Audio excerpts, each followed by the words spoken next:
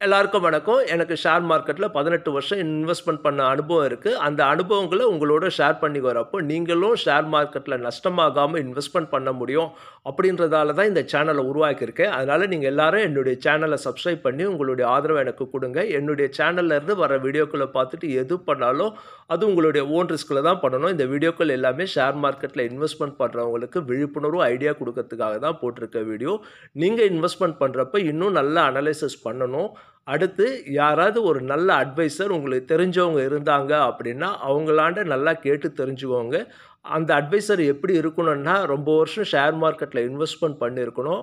அதே நேரத்தில நல்ல ப்ராஃபிட் பண்ணியிருக்கணும். அப்படி இருக்கிற அட்வைசர் மூலமா நீங்க நல்லா தெரிஞ்சுக்கிட்டு ஷேர் மார்க்கெட்ல இன்வெஸ்ட்மென்ட் பண்ணுங்க. ஷேர் மார்க்கெட்ல எப்பயுமே இன்வெஸ்ட்மென்ட் அப்படின்ற ஒரு எண்ணத்தோட போங்க. அப்பதான் உங்களுடைய முதலீடு வளர்ச்சி அடையும். ட்ரேடிங் அப்படின்ற எண்ணத்தோட போகாதீங்க. அது உங்களுடைய முதலீட சேதாரப்படுத்தும். இப்போ இந்த வீடியோல நம்ம பார்க்க போறது ரிலையன்ஸ் இண்டஸ்ட்ரீஸ் லிமிடெட் அப்படின்ற கம்பெனியுடைய ஷேருங்கள பத்தி தான் பார்க்க போறோம். இப்போ ரிலையன்ஸ் இண்டஸ்ட்ரீஸ் லிமிடெட் அப்படின்ற கம்பெனியுடைய ஒரு ஷேருடைய விலை ரூ. 1200 அளவுல இருக்கு. இந்த கம்பெனியுடைய மொத்த ஷேர் வந்து 1300 கோடி ஷேர்ஸ் இருக்கு. இப்போ ஒரு ஷேருடைய விலை ரூ. 1200 அப்போ மொத்தம் 1300 கோடி ஷேர்ன்றப்போ கிட்டத்தட்ட ஒரு 16 லட்சம் கோடி அளவுக்கு மார்க்கெட் கேபிட்டலைசேஷன் இந்த ரிலையன்ஸ் இண்டஸ்ட்ரீஸ் லிமிடெடுக்கு இருக்கு. டிசிஎஸ், ஹெச்டிஎஃப்சி, ரிலையன்ஸ் இண்டஸ்ட்ரீஸ் இந்த 3மே தான் 3 கம்பெனியும் மார்க்கெட் கேபிட்டலைசேஷன்ல ரொம்ப காம்படிஷன்ல இருக்காங்க. 3 பேருமே நியர்லியில தான் இருக்காங்க. இப்போ இந்த ரிலையன்ஸ் இண்டஸ்ட்ரீஸ் லிமிடெட் உடைய மார்க்கெட் கேபிட்டலைசேஷனை பார்த்துட்டோம். இந்த ரிலையன்ஸ் இண்டஸ்ட்ரீஸ் லிமிடெட்ல மொத்தம் எவ்வளோ சொத்து இருக்கு அப்படின்னா, மொத்தம் ஒரு 17 லட்சம் கோடி சொத்து அளவுக்கு இந்த ரிலையன்ஸ் இண்டஸ்ட்ரீஸ் லிமிடெட்ல இருக்கு. இதனுக்கு இருக்க கடன்கள் எவ்வளோ இருக்குன்னா, குறைவான கடன்கள் தான் இருக்கு. அது ஃபுல் டீட்டெயில்ஸ் நம்மளுக்கு கிடைக்கல. கடன்கள் போக மீதி எவ்வளோ இருக்கும்னா, ஏறக்குறைய ஒரு 12 லட்சம் கோடி சொத்து, கடன்கள் இல்லாம 12 லட்சம் கோடி சொத்து இருக்கு.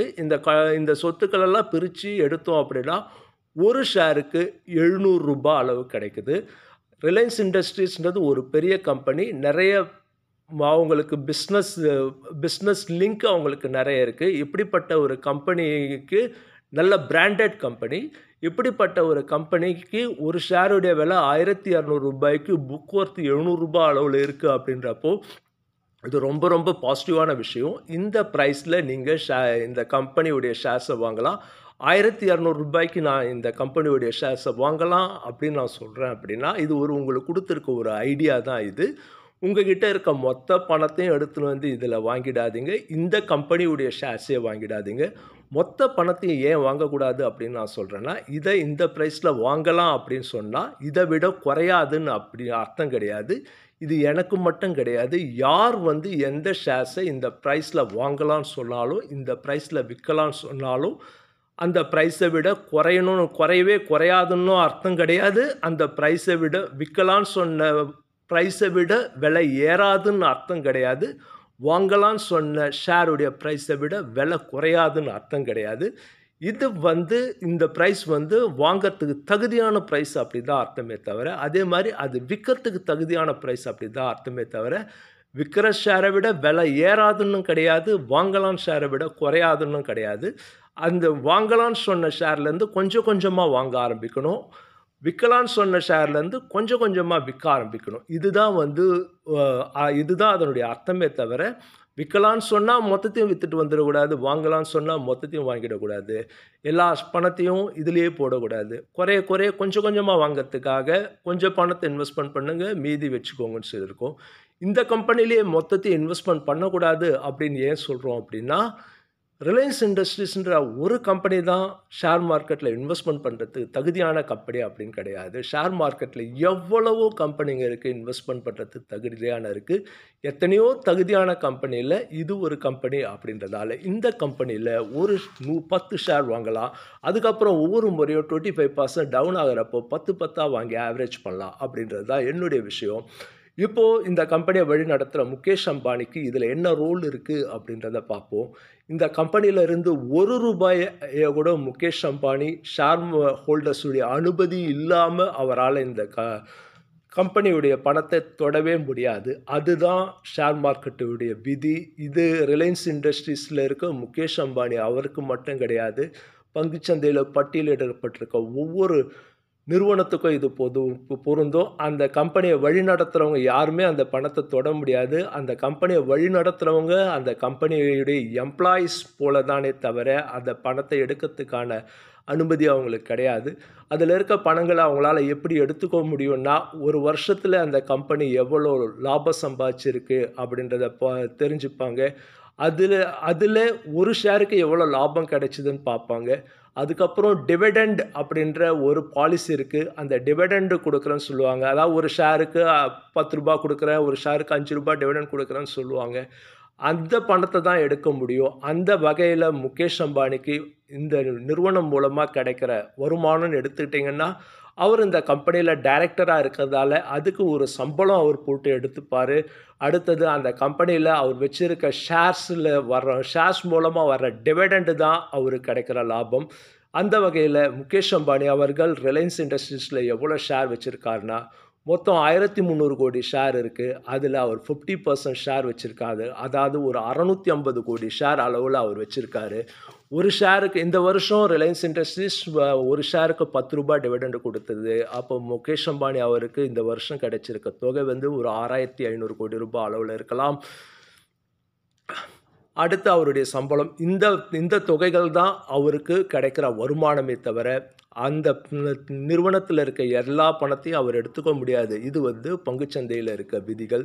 இப்போ இந்த ரிலையன்ஸ் இண்டஸ்ட்ரீஸ் உடைய சில விஷயங்கள பத்தி நம்ம பார்க்க போறோம். இந்த ரிலையன்ஸ் இண்டஸ்ட்ரீஸ் ஆரம்ப காலத்தில எவ்வளோ ரூபாயில இருந்தது அப்படின்னா, ரூ. 24 அளவுல தான் இந்த கம்பெனியுடைய ஷேர்ஸ் வந்தது. அந்த ரூ. 24 இருந்து வளர்ச்சி அடைஞ்சு ரூ. 1600 அளவுக்கு போயி, இப்போ ரூ. 1200 அளவுல இருக்கு. இந்த பிரைஸ் ரிலையன்ஸ் இண்டஸ்ட்ரீஸ் உடைய ஷேர்ஸ வாங்கறதுக்கான ஒரு நல்ல பிரைஸ் அப்படின்றதால, நான் சொன்ன நெறைய விஷயங்கள உங்களுக்கான ஐடியாவா பயன்படுத்திக்கோங்க. எல்லா தகவல்களும் ஒட்டுமொத்தமா சரியான தகவல்கள் குடுக்க முடியாது. ஏன்னா பங்குச்சந்தைகள் அப்படிப்பட்ட ஒரு விஷயம். அதனால சொல்லியிருக்க தகவல்கள நீங்க தெரிஞ்சு வச்சுட்டு, இன்னும் அதெல்லாம் சரியா இருக்கா அப்படின்றத தெரிஞ்சுக்கோங்க. பங்குச்சந்தையில முதலீடு பண்றது ரொம்ப ரொம்ப நல்ல விஷயம். பங்குச்சந்தைகள் தான் வந்து உங்களுக்கு அதிகமான லாபத்த குடுக்கும். அதுக்கு இப்போ ஒரு உதாரணம் சொல்லியிருக்கேன். ரிலையன்ஸ் இண்டஸ்ட்ரீஸ் ரூ. 24 இருந்து வளர்ச்சி அடைஞ்சு ரூ. 1600 போய் இப்போ ரூ. 1200 அளவுல இருக்கு அப்படின்னு சொல்லியிருக்கேன். ஒவ்வொருத்தரும் பங்குச்சந்தைய தெரிஞ்சு முதலீடு பண்ணீங்க அப்படின்னா, உங்களுடைய பொருளாதாரமும் வளரும், நாட்டுடைய பொருளாதாரமும் வளரும். நம்மளும் உலக அளவுல முதல் பொருளாதார நாடா நம்மளால வர முடியும். அமெரிக்கா, ஐரோப்பிய நாடுகள்லாம் வந்து பொருளாதாரத்தில நல்ல வலிமையா இருக்காங்க அப்படின்னா, அவங்க ஷேர் மார்க்கெட்ஸ்ல முதலீடு வந்து ஷேர் மார்க்கெட்ஸ் அது மாரி முதலீடுகள் தான் அவங்க அதிகமா பண்றாங்க. அதனால தான் அவங்கலாம் வந்து பொருளாதாரத்தில பெரிய அளவுல இருக்காங்க. அதனால நாமளும் பொருளாதார வளர்ச்சி அடையணும் அப்படின்னா, வெறும் ஊழியர்களாவே இருக்கிறதால நம்மளுக்கு வந்து பொருளாதார வளர்ச்சி அடையாது. நாமளும் முதலீட்டாளர்களா மாறணும். முதலீட்டாளர்களா மாறணும்னா, ஒரு கம்பெனிய நானே நடத்தணுமா அப்படின்னா கிடையாது. இருக்கிற கம்பெனிகள்ல லிஸ்டிங் ஆயிருக்க கம்பெனிகள்ல நஷ்டம் ஏற்படுத்தாத கம்பெனிகளா கண்டுபிடிச்சு, நீங்க ஸ்டாக் மார்க்கெட்ல அது மாரி ஷேர்ஸ் கிடைக்குமா அப்படின்னா, நிச்சயமா எப்பயுமே ஒரு ஸ்டாக் மார்க்கெட்ல எப்பயுமே உங்களுக்கு தகுதியான நிறுவனம், வாங்கறதுக்கு தகுதியான நிறுவனம், லாபம் ஈட்டுற நிறுவனம், உங்களுக்கு உங்களுக்கு உங்களுடைய முதலீட்டுக்கு வளர்ச்சி குடுக்குற நிறுவனங்கள் சந்தையில எப்பயுமே இருக்கும். அத நீங்க தேடி கண்டுபிடிச்சு வாங்குறது தான் உங்களுடைய உங்களுடைய ஒர்க்கு. அத அனுபவசாலிகள் கிட்ட தெரிஞ்சு நீங்க செய்தீங்கன்னா, உங்களுக்கு அது தெரியும். அதனால ஷேர் மார்க்கெட்ட அது வந்து நஷ்டம் ஏற்படுத்துற இடம், ஏமாத்துற இடம்னு நெனச்சு அதிலிருந்து ஒதுங்காதீங்க. நீங்க ஏமாறாம எப்படி இருக்கிறதுன்னு பாருங்க. பார்த்து நீங்க இன்வெஸ்ட்மென்ட் பண்ணீங்கன்னா, எல்லாருக்குமே நல்லதா இருக்கும். பங்குச் சந்தைகள்ல முதலீடு பண்றது மூலமா தான் நம்மளுடைய பொருளாதாரத்தையும், நாட்டுடைய பொருளாதாரத்தையும் வளர்க்க முடியும். வெறும் ஊழியர்களாவே இருக்கிறதுல எந்த விதமான பிரயோஜனமும் கிடையாது. அறிவாளிகளாவும், உழைப்பாளிகளாவும் இருந்தா அந்த நாடு வளர்ச்சி அடையாது. நாமளும் வளர்ச்சி அடைய மாட்டோம்.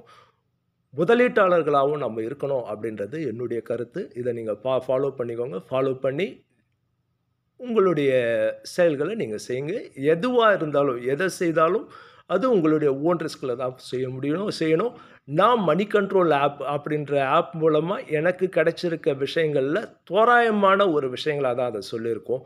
இது யாரையும் வந்து ஒரு தரக்குறைவா பண்ணணும் அப்படின்றதுக்காக சொல்லல. யாருடைய இமேஜையும் டேமேஜ் பண்ணணும் அப்படின்றதுக்காக சொல்லல. நன்றி.